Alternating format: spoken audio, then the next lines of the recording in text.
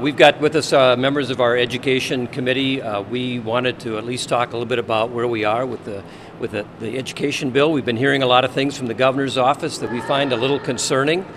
We put together a little graphic here that talks about all the people in the education community who are raising great questions about the governor's assertion that universal pre-K for 4-year-olds is the way to solve achievement gap or the other problems we face in education. And the fact is, nobody agrees with the governor.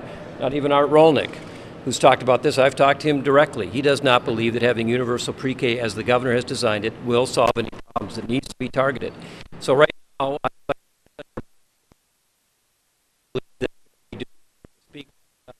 Senator Bach have agreed to a structure that is a very good compromise given where we are in the session.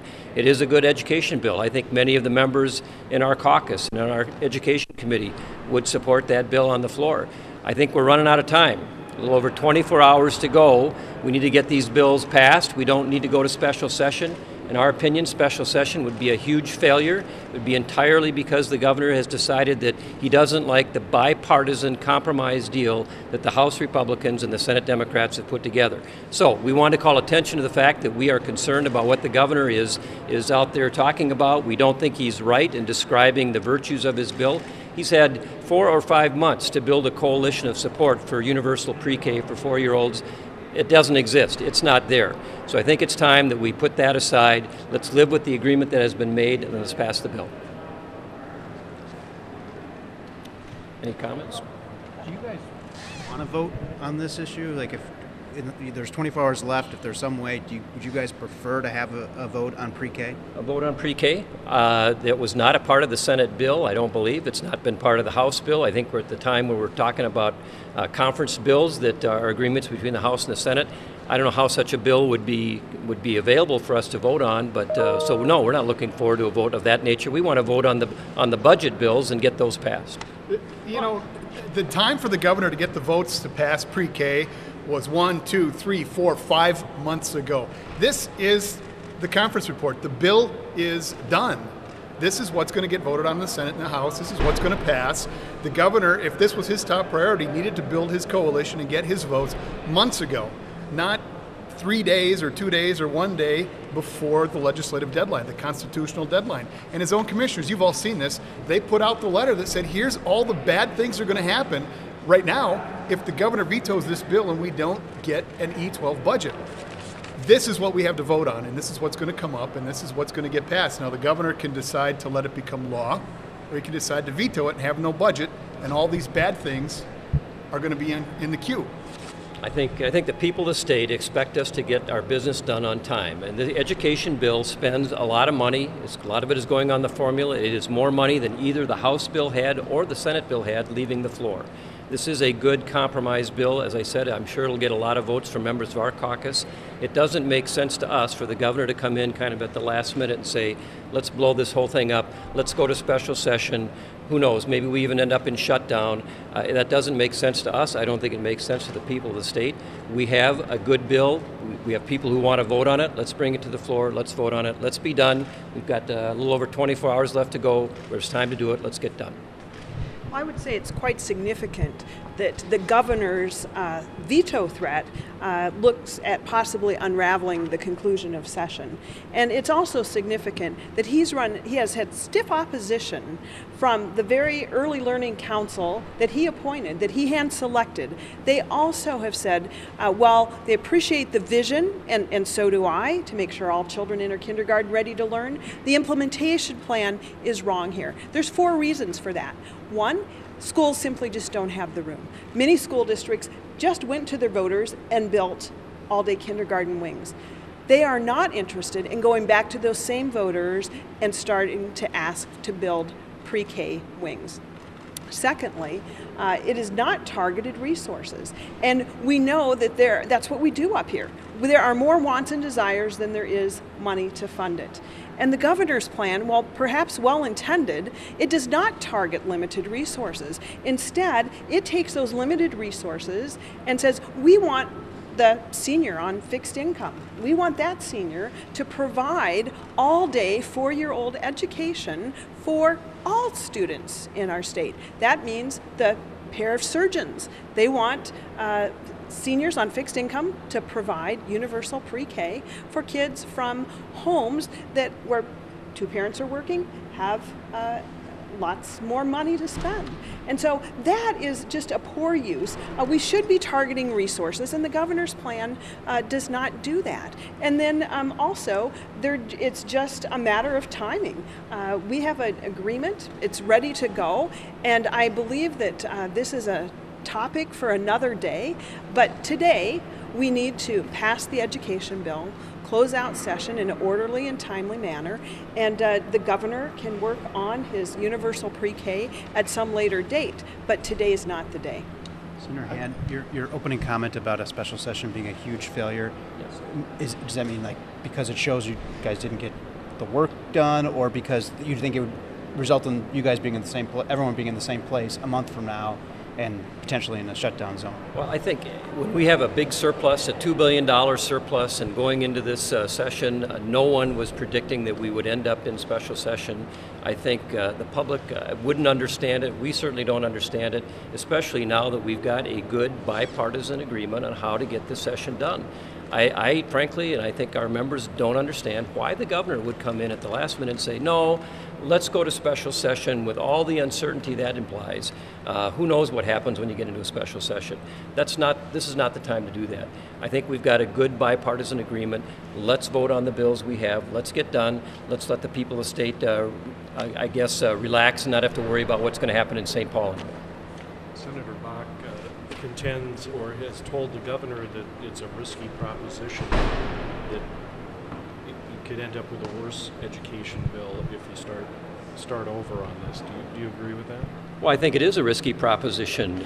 Once you go to special session, and you probably know this, some of the pressure of the deadline to get agreements done disappears, and then the next deadline you have is the shutdown of government.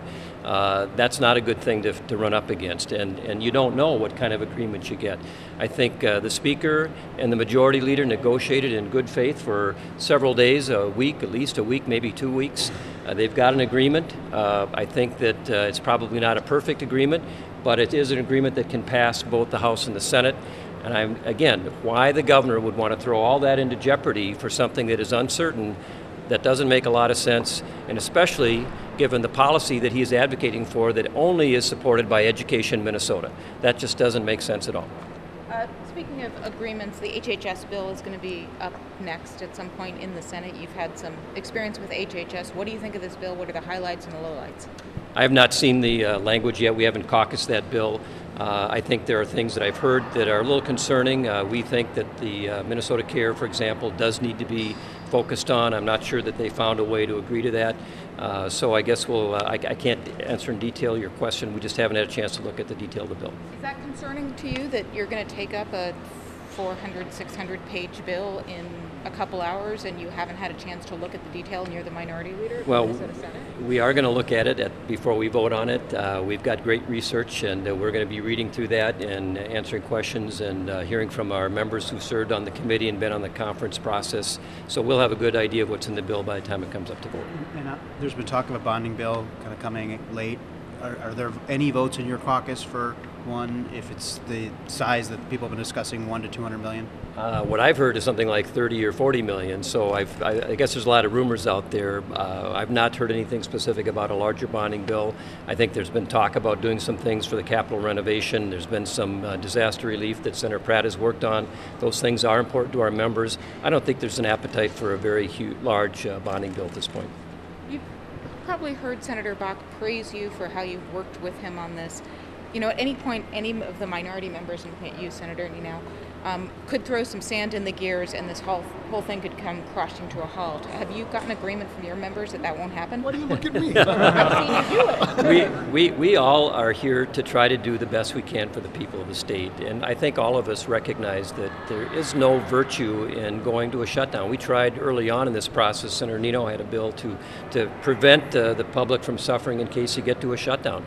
We don't want that. We don't think it's a good idea, and again, we've got a bill, we've got an agreement that we think is a fair compromise. It's not perfect. There are things we wish there was in that compromise. We wish there was tax relief. We wish we would have done a comprehensive transportation plan without raising gas taxes. The governor and the majority wanted a gas tax so much that, okay, we couldn't reach that agreement. But we do have agreement on a budget, and it's a good compromise, and I think that we don't want to see that dragged out unnecessarily. We can pass that bill in the next 25, 26 hours. We can be done and adjourn. I hope the governor gets that message. I hope he goes out and talks to the people of the state and asks them whether they want to see this shut down. I don't think that he'll get a good answer Does for it that. help sell this $42 billion budget with conservative Republicans that the governor wants it even bigger? Is that how you're going to sell it? Well, again, we have a deal as far as I know, so unless something has changed, there is concerns I think many of us have about the size of the spending that has been agreed to, but we understand that you've got Republicans in the majority in one body and Democrats in the other, and a Democrat governor, so we're not going to get a lot of what we want out of these bills. But again, this is a bipartisan compromise that I think, as many people have said, you can perhaps agree with but not agree to.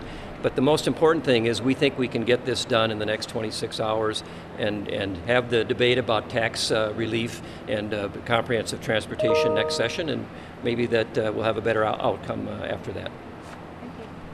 I want to say something about the governor's proposal, though. The universal pre-K, now I think he has somewhat modulated that to have universal half-day pre-K. And one could say that's the only idea worse, maybe, than universal pre-K. Can you imagine how difficult that would be for families, particularly families juggling a few jobs, families that might have difficulty getting that transportation from half-day pre-K to daycare? So again, it's just maybe it's just a bad proposal. And the other thing his policy does, again, it's bad policy. It takes the 4-year-old market, which is currently being served in the private sector, and moves that over to the government sector. And of course, then you have two additional costs. You have the costs of the government providing the program, and then you have the lost revenue from the private business that was providing the 4-year-old market. So again, it's just a bad policy, and it shouldn't be thwarting the end of session here. So I'm hopeful that with the commissioner's letter last night from both Commissioner Franz and Commissioner Casilius, that actually that will help the governor rethink his position and his veto threat, and save that argument about universal pre-K for another day. And just to add, we had quite a bit of discussion in conference committee about early learning, and the compromise bill has $61 million in new money going to early learning and school readiness. So we came together bipartisanly. The question isn't whether or not we're investing in preschool and early learning and our 4-year-olds to make sure that they're ready for kindergarten. What we're talking about is how. And the how that we came up with is the how that most of the experts, the school districts, the school boards, the administrators, that are struggling to find space for kindergarten that would now have to try to find space for preschool. We all agree that we should be investing, particularly for our low-income student families, to get access to quality pre-K through Parent Aware to find those quality providers, but also to make sure that our at-risk kids have access to be ready for kindergarten and help close that achievement gap. So the budget that we put together last night does that. We invest $61 million in early learning, and so it's not about whether or not we value it, it's about how you deliver it.